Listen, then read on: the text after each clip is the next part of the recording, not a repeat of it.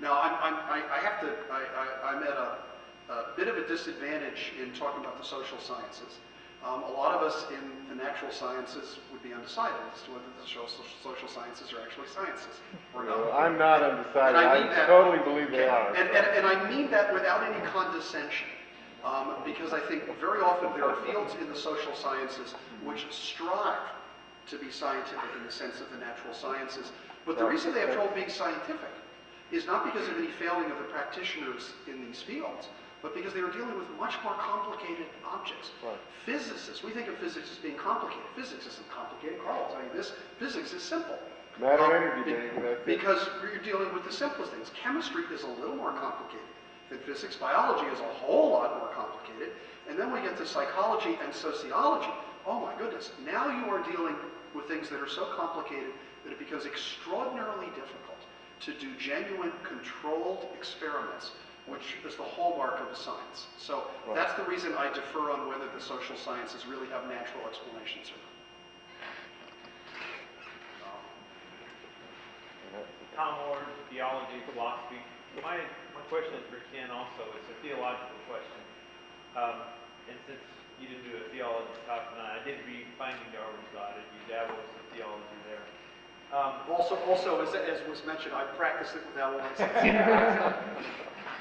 I think one of the motivations, maybe not the primary one, but one of the motivations that some people have for intelligent design is it allows them to talk about God as active, present in the world.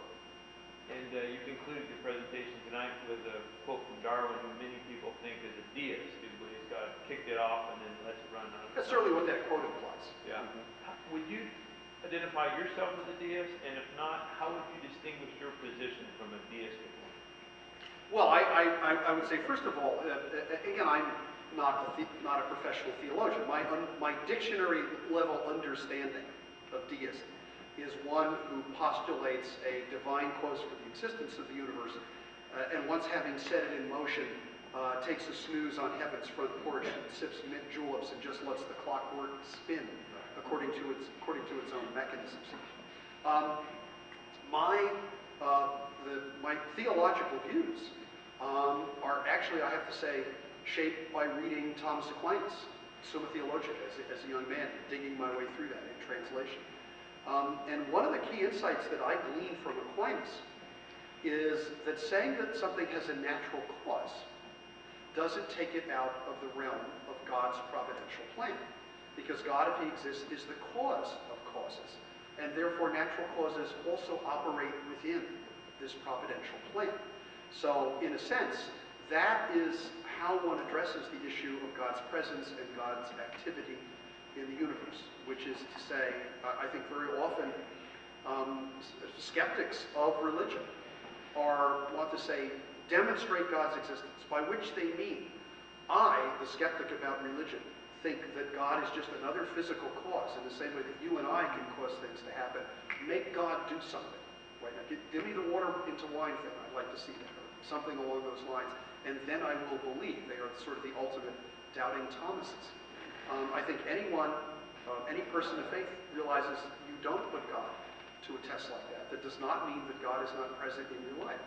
I'm often asked by people, how can you as a scientist believe in miracles? Because by definition, people of faith believe in miracles. And my usual answer is, I think every moment of existence is a miracle. I think the laws of physics and chemistry are a miracle. I think life is a miracle because all of these are grounded in these basic principles that hold our universe together. I don't think that's an answer to your question, but that's my response to your question.